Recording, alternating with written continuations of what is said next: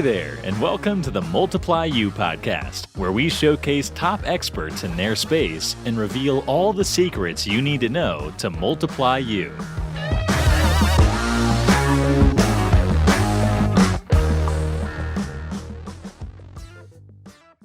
Hey, good afternoon, everybody. Austin Clark here, host of the Multiply You podcast.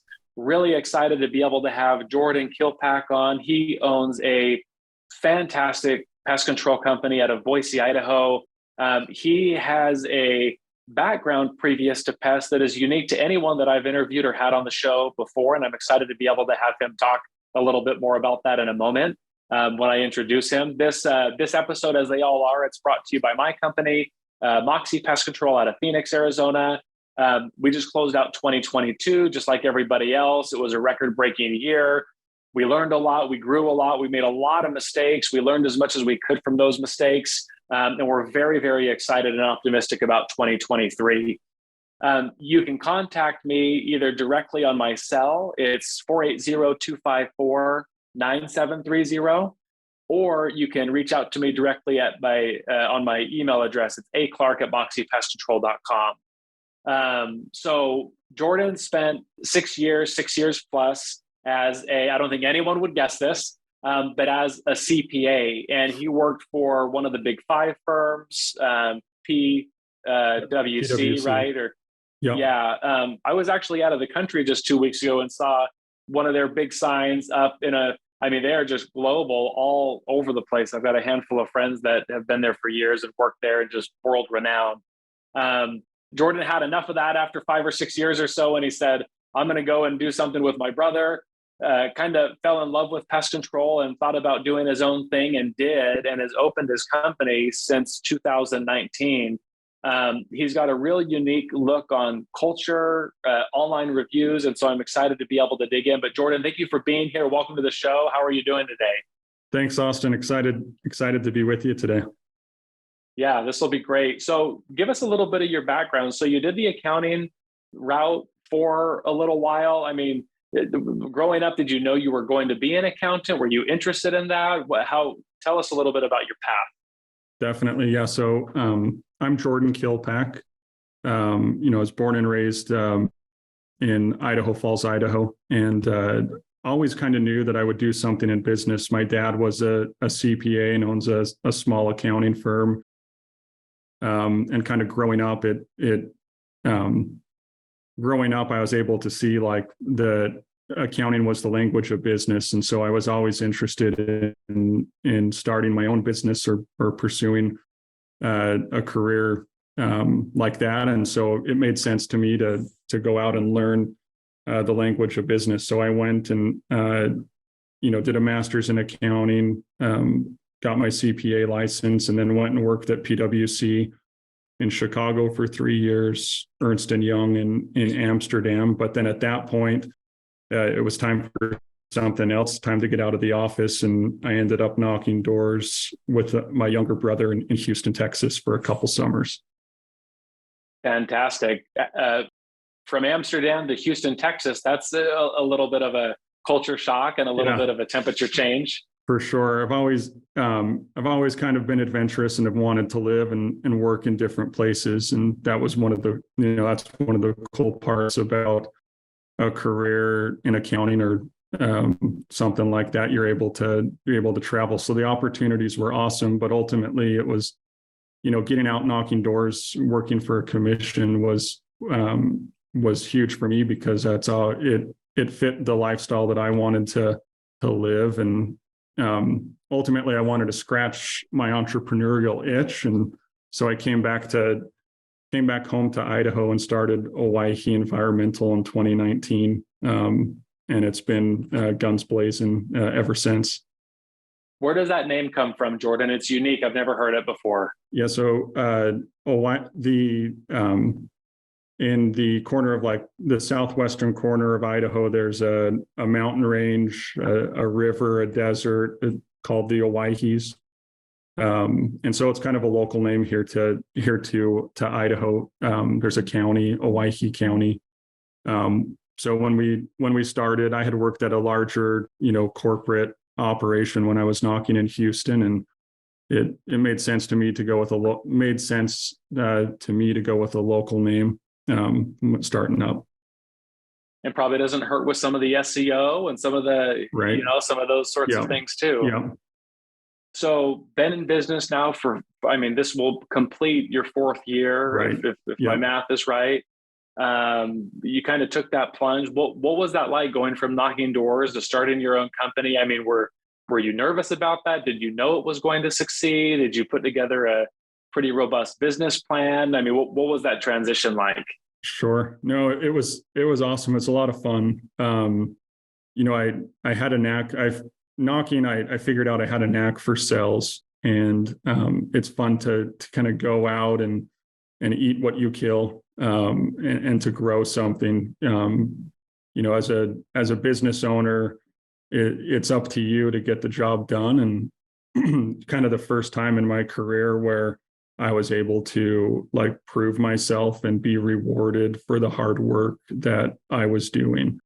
So I loved it. I started knocking doors in Boise, hired a service professional from the beginning, and just made sure that I knocked enough doors every day to keep him busy full time. That is so cool and awesome. And fast forward, I mean, you guys have got several routes, thousands of customers, and that's been through a lot of persistence, blood, sweat, and tears. I mean, as you look back on the last 4 years, do you have any real big highlights or lowlights you want to talk about? Yeah, definitely. I would actually, the highs. There's been some highs. There's been some lows. If you work hard enough and if you're optimistic, the lows really aren't so low.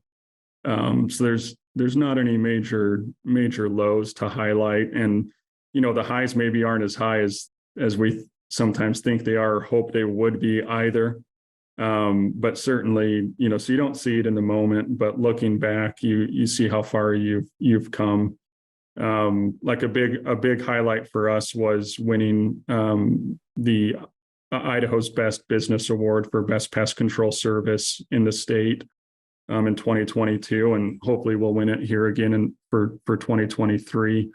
But that was something that we'd kind of chipped away at or worked towards for a number of years. So it was cool to see that happen. It doesn't really change things at the end of the day, but it's a mile marker that we're on the right path, and that, the hard work that we put into it actually does mean something. Well, and a proud thing to celebrate for you and for your teammates and team members. And I know, as we were talking before we went live a moment ago, that, teamwork and culture is really important to you. And you've had some neat breakthroughs as it relates to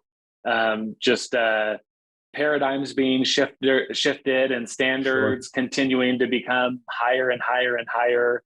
Maybe talk to us about some of your thoughts or insights as it relates to culture and team. Definitely. So I would kind of say 2019, so we ended 2019 with a full route, and started 2020, so we started 2020 with a full route and continued to grow.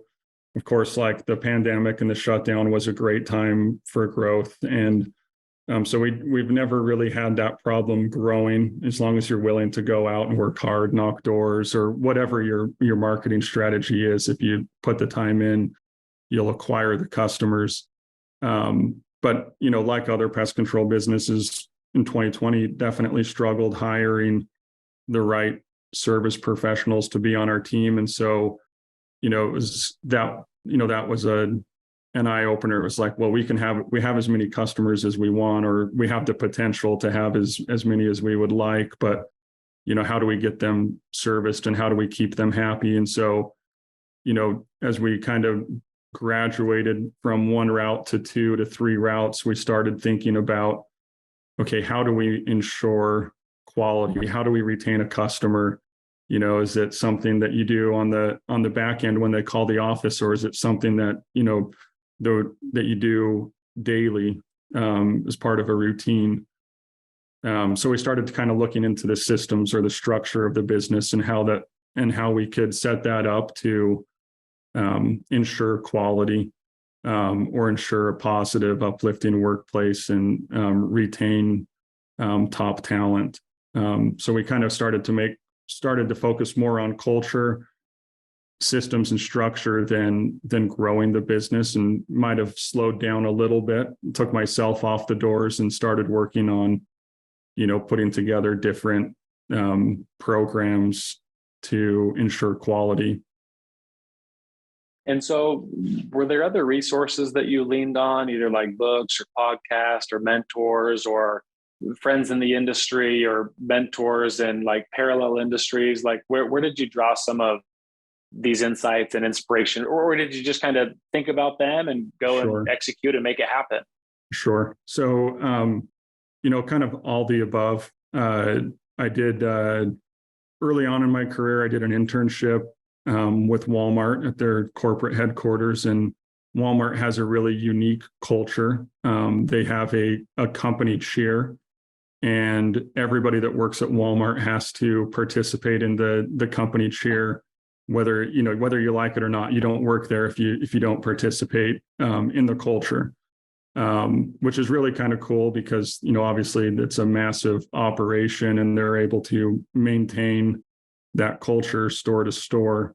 And it's because of little things like a cheer, core values, mission statements, that they're able to do that. So kind of, as I was going through these hiring processes, I had saved all these materials from, back in the day when I was working there, and pulled out old, employee handbooks or company handbooks, and started looking at them and going, okay, when I onboarded at Walmart, what did that onboarding process look like? When I onboarded at PwC, what did it look like? What materials did they give me? And almost in every case, the first thing you go over is culture, core values, mission statement. And in some cases, those are some great models right, for you to draw from, right? I mean, two of the biggest. Yeah, huge. So something, I'd always been interested in starting my own business. So I had always saved a lot of these materials, kept them in a closet in a box for 5 or 6 years, and then finally pulled them out and was able to reference them. I also did at the end of 2020, went and did went to a door-to-door recruiting summit with Sam Taggart that he does a couple times a year. And in his recruiting summits or his business boot camps, he talks a lot about culture and structure of a business as well. And so it was kind of a combination of experiences that I had, and then investing in myself and going and finding courses and talking to people who had done what I wanted to do. Very cool. If anyone cares to look at Jordan's company online, you'll find that there are hundreds of 5-star reviews, and that wasn't by accident. It didn't just happen. And so right. I think that this is kind of a specific example of a very small, but very sure. specific example of some of the culture that is happening and goes on there. Could you maybe speak to online reviews or just some of your thought process around that? Definitely. So kind of early on, starting Owyhee, I wanted to know, I thought a lot about what is going to define us. How are we going to be different than our competitors? We're in the pest control industry. So, anybody can go out and same truck, same chemicals, same, it's exactly. all the same, right? Yeah. Yeah. And there's more to it than that. But at the end of the day, it's pest control. So how are we going to be different? And, earning 5-star reviews, we all earn 5-star reviews. So it's not that much different, but it was something that, we decided early on, we're going to define ourselves by being the pest control business that earns 5-star reviews. And so over the years, we've had a number of different programs or ways that we go about earning reviews. We've sent out handwritten notes to customers. I've hired people full time to just write notes in the office every day, handwritten note to a customer. Thanks for reviewing us in pest routes or something. Would you please share it on Google? We've texted customers, we've called them. But as far as culture goes, from the beginning, we made it clear that if you were on our team, that A, you provide a 5-star service first and foremost, but B, we take pride in the work that we do, and we earn 5-star reviews as well. So probably, and that's the whole beginning of it, right? I mean, people are pretty ruthless online. I mean, they're not going to post a 5-star if it wasn't a 5-star sort of service. Yeah. So we did ultimately what we did is we just created a program. So first we made it the expectation that if you were on our team, we expect that you participate and earn 5-star reviews and take pride in your work. But then just a simple, incentive program with different competitions to earn 5-star reviews. So for example, different benchmarks, all of which are, and all the prizes have been non-monetary. So these aren't cash bonuses. We use things like company swag that's unique or custom, like a custom work shirt, for example, that has a unique logo or the service professional's name. This last year, so different benchmarks going up at 75-star reviews. This last year, we did a custom billboard for that employee. So if the service professional earned those reviews, it was cool. It was the first time we had done this. I've never put a billboard up before, but we had to put 2 and so you're talking like billboard on the freeway. Like a billboard on the freeway. And not so cool. Not to advertise for the business, but to recognize the service professionals that hit this benchmark. So we had a billboard up on the freeway, or next to a freeway, just off of it, and it just said, it was simple. It was for the service professional. It said, thanks for doing such an awesome job. Had their name, their picture, and it was pretty cool for them to share that with friends and family and see that up there. So, in terms of culture, this provides a lot of value. Because it gets our service professionals excited about earning 5-star reviews, but also it's a way to recognize them and in a unique way that's not going to happen anywhere else that I know of, which is then going to help us retain this top talent that we've been working hard to acquire. Yeah, that is incredible. And I'm unaware of any other company in any industry, anywhere, that has taken out a billboard for a specific achievement of an employee, and not be, not that it's self-serving, but not promoting the company either. Right. Just saying, hey, thanks. I mean, and you imagine the conversations that stem around that with their family or friends. I mean, they drove by that thing 1,000 times. Right. You know that when you had the schedule delivered and they're like, hey, they're putting it up tomorrow. Yep. You probably communicated that. They went there and took how many pictures, put it on their Instagram, tagged you, tagged the company, shared it at Sunday dinner. I mean, that's that is really, really cool. Yeah. Yep. So how long did you leave it up there for, Jordan? Well, it was our first billboard. So it was only up for about 10 days, but we followed through on the promise, which is an important part of an incentive program, is that you should always follow through with it. Because then they know that's going to happen. It establishes that trust. And we made it fun. We had never done that. We'll definitely do it again. It was cool to see that happen. Well, another thing that you shared too, I think this was at 100 reviews, and I think that you'd probably adjust the program, to whatever the needs of the company and the, employees are. But tell them about the wrap. Yeah, and then at 100 reviews, we've done this for the last 2 years. At 100 reviews, we do a custom wrap on their work vehicle, which is really cool. So, and we'll keep doing that at 100 reviews, I think, because it kind of becomes a rite of passage. You have to earn those 100 reviews within a 12-month period within that calendar year.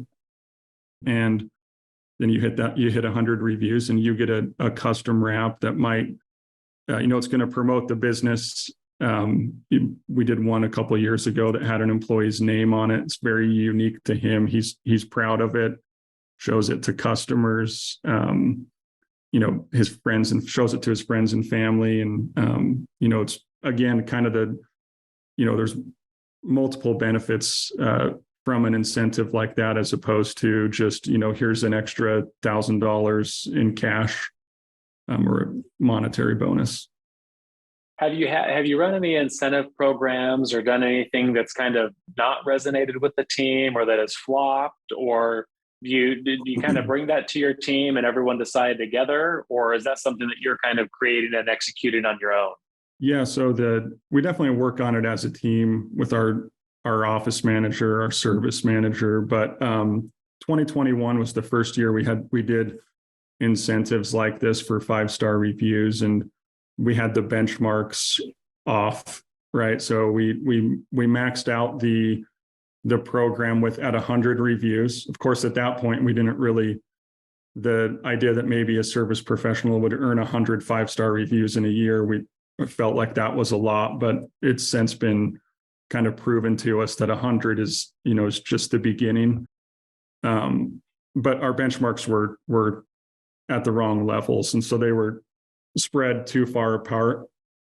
So it would go, for example, like 50, or for example, 20 to 30 was too big of a benchmark. You've got to have something in between, or 50 to 75, that was too big. It's the more you can show the recognition and keep it top of mind. So if you want something like this to happen, if you want to earn a lot of 5-star reviews, you've got to constantly visualize that goal constantly. You've got to constantly, talk about it and just keep it top of mind. We have a group, we use GroupMe to communicate with our team. Anytime we earn a 5-star review, blast it out there, share it with everybody, right? They get immediate recognition for it. And so, yeah, benchmarks, you want the benchmarks to be in the right place. So you can't just go from, 0 to 10 and then 10 to 50 and 50 to 100, because it's hard to keep everybody motivated if you've got that big of a gap. So, yeah. Well, that's incredible. I mean, and I can only imagine what that does for retention and engagement and net promoter score. Right. And I mean, just all of it. They're proud to be able, I was on the other day with a gentleman and he said that, we want to be able to pay our people so that they've got like the energy and integrity to be able to provide the service that our customers deserve and have come to expect. And when they figuratively have got a full gas of tank and they're feeling good and healthy and have got a roof over their head and aren't worried or stressed to the brink about bills or whatever else, they have that mental bandwidth and capacity to be able to give that in the form of a service, right, to your customers and my customers. What else have you done? And not necessarily as it relates to 5-star reviews, but as in terms of like engagement or employee care, any other programs or things that you'd like to share as we kind of start to round this out? Sure. We've done a bunch of different things. Definitely by earning 5-star reviews, that incentive program is become part of our culture and something that we work on daily. But kind of going back to my experience working at Walmart does a big, I forget what they call it, but once a year, it's like a Walmart party. Everybody flies into Bentonville, Arkansas from around the country and the world for, a 3-day meeting, a big event. So, we might be little and it's a small team that we run here, but we still make, training or events important. So another example, we do like a beginning of the year kickoff. We spend 2 days training. We do an activity. Another unique part of our culture is we call it our Golden Wasp Awards. So we have 4 core values, and each year we have an award ceremony where we give out 4 Golden Wasp Awards that represent each of those 4 core values. It's like a black tie event. It's looked forward to. We announced the date at the beginning of the year, so there's no excuse. You can't take vacation. You have to be there. And it's fun. Everybody enjoys it. We give away a cool, like, custom trophy, to represent that award, and then it becomes part of the culture that during the year, you have to go above and beyond to earn one, and it's going to be voted upon by your peers and those that you work with. And so it's another cool way that we've, it's been kind of organic, like the Golden Wasp thing. It just kind of, somebody said it one day and we ran with it. And it stuck. Yeah. It stuck. And so everybody wants to win a Golden Wasp Award. Everybody wants to be recognized in front of their spouse or significant other, their peers, and then have this on display during the year. We do a video. We have a video made when we're there that we share on our YouTube channel. Share it with our social network, our friends, family. So another way to, like, core values, it's extremely important, but they may be kind of boring, as an employee. Like, okay, I've memorized these. Why do we keep talking about them? So how do you make those core values become, like, how do you get your team to live those core values and not just say it? So there's different programs like that we've done. Yeah. No, that's incredible. And I really appreciate your example, Jordan, of just elevating what organizations and companies are able to do for their employees and employee care. The last employees, and I'm one and you're one, even of our own companies, have been through a lot the last 2 years, the last decade. We've worked like crazy, and it's really neat and refreshing to be able to meet a fellow entrepreneur that is very interested in elevating and improving the quality of life for his team members through not just monetarily, which is good, and we need that to pay the bills and rent and those sorts of things, but in ways that are even more valuable as it relates to social currency, right? And that's recognition in front of peers, friends, partners, whoever it may be. And at the end of the day, I think that's what really promotes engagement, and an engaged workforce, or an engaged and inspired and enlightened company and workforce can just provide and produce tremendous goods, services, results that help to make the world go round. And it can be something that they're very, very proud of. Yeah, definitely.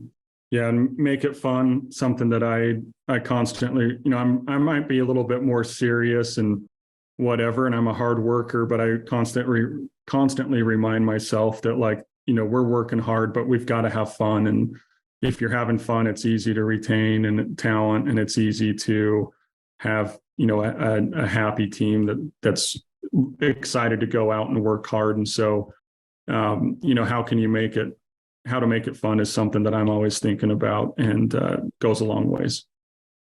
Well, Jordan, this has been incredible. Thank you so much for your time and for being on. If there's those that are out there that want to continue the conversation with you, what's the best way for them to reach you or contact you? Do they do that on social? How can they get in touch with you? Definitely. You can look me up on LinkedIn, Jordan Killpack. Send me a message. Instagram. I think it's JD Killpack on Instagram. I don't post that often. But yeah, LinkedIn, Owyhee Environmental, if you want to look us up online, and always happy to chat with a fellow entrepreneur and bounce ideas around. Hey, very cool. Jordan, thank you so much again. And thank you all of you for tuning in every week in, week out. We're dropping these once a week right now. And so until the next time, create a great day. Awesome. Thanks, Austin. Hey, you got it.